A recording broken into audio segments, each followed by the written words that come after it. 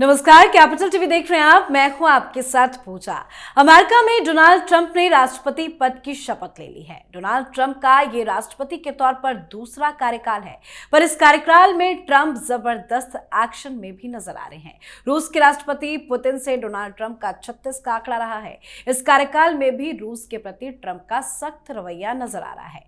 दरअसल ट्रंप ने वादा किया था कि वो 24 घंटे में रूस यूक्रेन का युद्ध रुकवा सकते हैं।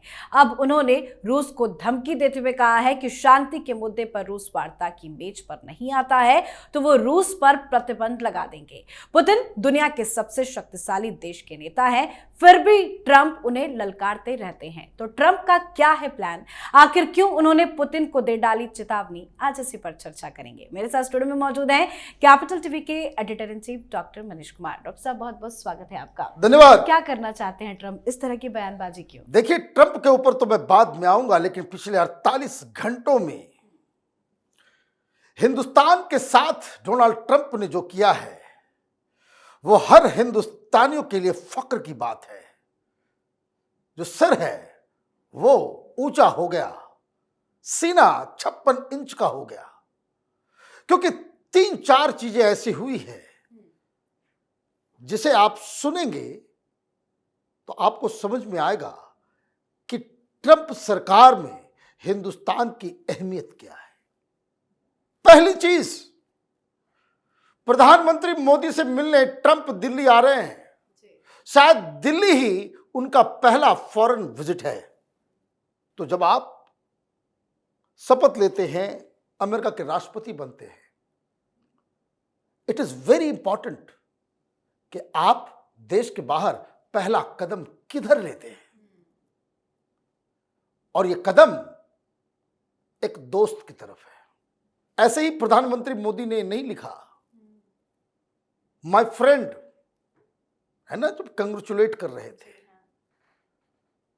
क्या हुआ है और मैं आपको बताऊं, इस खबर के बाद से ये कांग्रेसी इकोसिस्टम, ये जो बाइडेन के जो चट्टे बट्टे, ये जॉर्ज सोरोस के चट्टे बट्टे, वो पत्रकार, वो ओपिनियन मेकर्स, वो आर्टिकल लिखने वाले, ये टुकड़े टुकड़े गैंग, उनके कलेजे पे सांप लौट रहा होगा, तलवार चल गई होगी।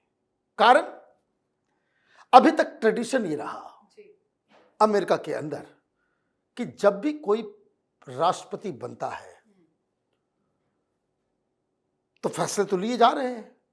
दनादन सेंचुरी मार दी, एक के बाद एक फैसला डोमेस्टिक आधार पे। लेकिन दूसरे देशों में जब से बात होती है तो इट इज वेरी इंपॉर्टेंट कि पहला मीटिंग किसके साथ होता है। जो अमेरिका में अब तक ट्रेडिशन रहा है वर्ल्ड वॉर 2 के बाद से, हमेशा नेटो मुल्क के लोगों के साथ राष्ट्रपति इंटरैक्ट करते हैं, सरकार इंटरैक्ट करती है, सेक्रेटरी ऑफ स्टेट वो इंटरैक्ट करता है। और नेटो नहीं तो अपने नेबर्स, अदर मैक्सिको, कनाडा। नहीं, इस बार क्या हुआ, प्रधानमंत्री मोदी के हनुमान मतलब दूत डोनाल्ड ट्रंप ने उनको अपनी आंखों के सामने फर्स्ट रो में उनको जगह दी। वही इंडिकेशन मिल गया कि ट्रंप सरकार के प्रायोरिटी लिस्ट में इंडिया फ्रंट सीट पे है। कई सारे लोगों ने इसको मार्क किया, लेकिन मोदी विरोधी शांत हो गए, कह रहे ये तो बड़ा गड़बड़ हो गया। जबकि अंदर खाने की खबर यह है कि राहुल गांधी ने भी बड़ी कोशिश की, सैम पेट्रोडा ने लॉबिंग बहुत की कि इन्हें भी बुला लो, क्योंकि बहुत सारे मुल्कों से जो लीडर ऑफ अपोजिशन है उनको बुलाया गया। फ्रांस के लीडर ऑफ अपोजिशन वहां थे। तो इसी आधार पे, लेकिन ना, इधर नहीं, दाल नहीं गल पाई, इधर दाल नहीं गलेगी। तो वो तो हुआ। तो शपथ लेने के फौरन बाद शपथ समारोह खत्म हुआ और 1 घंटे के अंदर ट्रंप सरकार की पहली मीटिंग होती है। किसके साथ? भारत के साथ पहली मीटिंग, और यह अपने आप में बहुत बड़ा इंडिकेशन है कि हिंदुस्तान के साथ न्यूली इलेक्टेड गवर्नमेंट शपथ लेने के बाद अपने विदेश मंत्री और वहां के राष्ट्रीय सुरक्षा सलाहकार एनएसए अमेरिका के, वो 1-to-1 जयशंकर साहब के साथ बैठक होती है। कितने देर के लिए? 1 घंटा। अभी आपने शपथ लिया, आपको ढंग से मालूम भी नहीं होगा कि ऑफिस में क्या चीज कहां है, नहीं है। 1 घंटे की बैठक हो गई। कौन कौन थे? तो US secretary of state Marco Rubio, national security adviser Mike Waltz, top राष्ट्रपति के बाद यही दोनों हैं as far as international relation is concern. Jaishankar साहब ने अपने साथ हिंदुस्तान के एम्बेसडर को भी वो लेकर के गए। 1 घंटे मीटिंग के बाद बाहर आकर के क्या कहा? Discussed a wide range of topics including regional issues and opportunities to further deepen the US-India relationship, in particular on critical and emerging technology, AI, defense।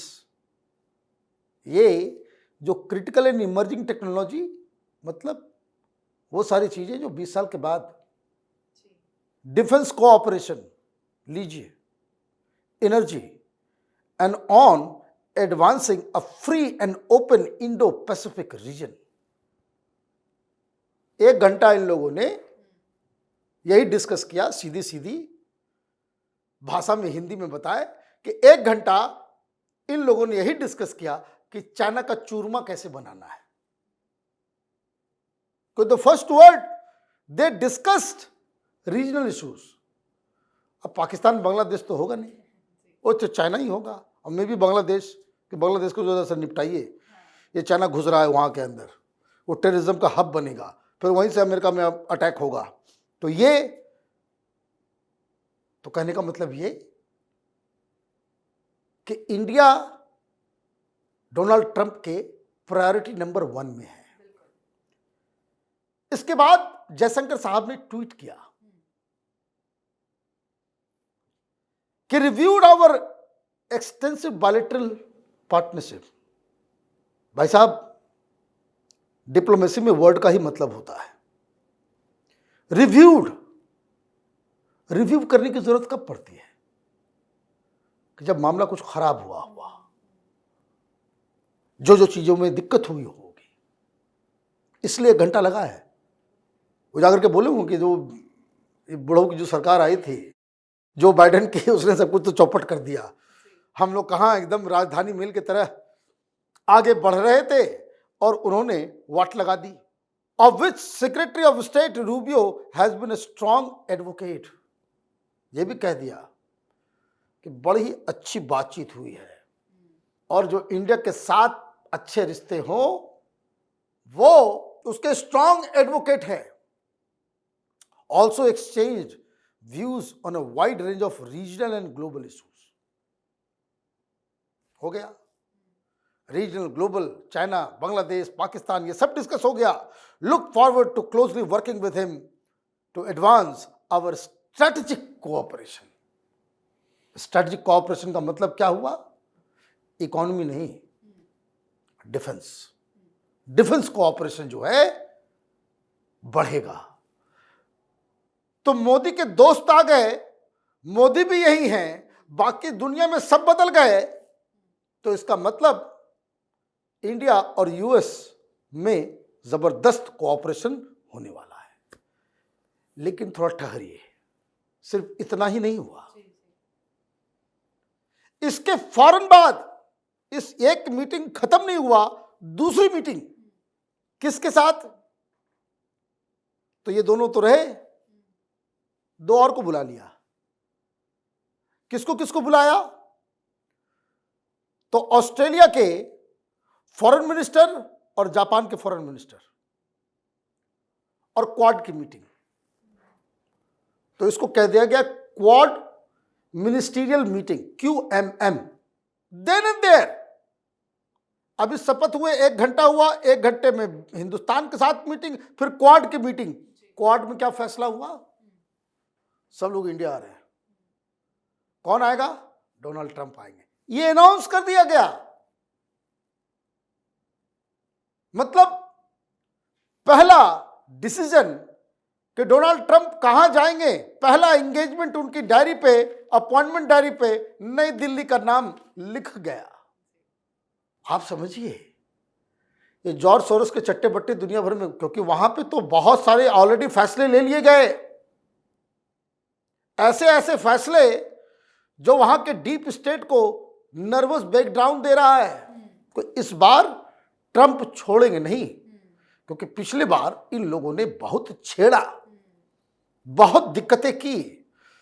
4 साल तक लगता है डोनाल्ड ट्रंप ने ये प्लान और ये सारी चीजें वो समझ चुके होंगे कि क्या क्या हमसे गलती हुई, वो काम जो हमने नहीं किया, क्यों नहीं हो पाया, कौन लोग बाधा बनकर हमारे सामने आए, ये सब क्लैरिटी से होगा। और मुझे लग रहा है कि उसके बाद जो डिक्लेयर किया गया कि क्वाड की मीटिंग दिल्ली में और डोनाल्ड ट्रंप मोदी से मिलने दिल्ली आ रहे हैं, इसका मतलब ये है कि हिंदुस्तान का, वो कहते हैं भाई मकर संक्रांति के बाद क्या होता है, सूर्य जो उत्तरायण में चली जाती है, शुभ घड़ी आ गई है ना। तो कुंभ मेले में लोग पुण्य की डुबकी लगा रहे हैं और हिंदुस्तान का परचम जो है पूरी दुनिया में लहराने जा रहा है। बिल्कुल, लेकिन मैंने जो खबर अपने दर्शकों को बताई, इस पे कोई जानकारी नहीं दी, पुतिन को लेकर ट्रंप का ये बयान। राइट।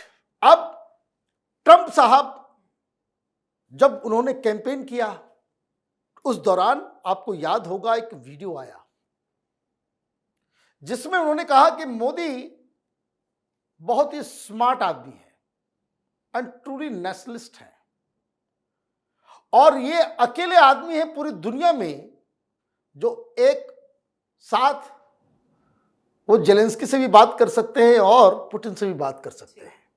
और पूरा का पूरा जो कैंपेन ये था वो ये कि ट्रंप ने कहा था कि मैं आऊंगा, मैं इसे रुकवाऊंगा। क्यों रुकवाएंगे? क्योंकि उसमें लड़ तो रहा है यूक्रेन, पैसे खर्च हो रहे हैं हमारे। अमेरिका अब किसी दूसरे की लड़ाई नहीं लड़ेगा। अमेरिका के टैक्स पेयर का पैसा, अमेरिका के खजाने का पैसा वो दूसरों के लिए खर्च नहीं होगा। Let's stop this. ये और दूसरी चीज उन्होंने कहा था कि हम आएंगे और फौरन इस युद्ध को रुकवाएंगे। तो युद्ध को रुकवाने के लिए आप क्या करते हैं? एक चाल चलते हैं। फॉरेन रिलेशनशिप में, इंटरनेशनल रिलेशन में आप कुछ बयान देते हैं, बयान के ऊपर डिस्कशन होता है, लेकिन उसके अलावा ट्रैक 2, ट्रैक 3, इस तरह की डिप्लोमेसी जो अंदर खाने अधिकारी बातचीत करते हैं। समस्या क्या है? जेलेंस्की थक गया, पुतिन भी थक गए, दुनिया भी थक गई और अमेरिका भी अपना हाथ पीछे ले रहा है। अमेरिका मदद बंद कर देगा तो जेलेंस्की क्या कहेंगे? युद्ध होने दो, लड़ेंगे कैसे? तो वो बोलेंगे भाई बंद करो। कहा 3 सप्ताह में यूक्रेन को निपटाने का दावा था। पुतिन साहब 3 साल हो गए, अंदर खाने भी गड़बड़ हो रहा है, तो he also wants to stop the war. तो सिचुएशन ऐसा बन गया है कि जेलेंस्की भी चाहते हैं, पुतिन भी चाहते हैं, डोनाल्ड ट्रंप भी चाहते हैं। तो सब लोगों को एक टेबल पर लेकर के आएगा कौन? जयशंकर साहब ने क्या कहा कि discussed regional and global issue. सबसे बड़ा ग्लोबल इशू क्या है? Ukraine war. और इसके ऊपर कोई नई स्ट्रेटजी बनेगी।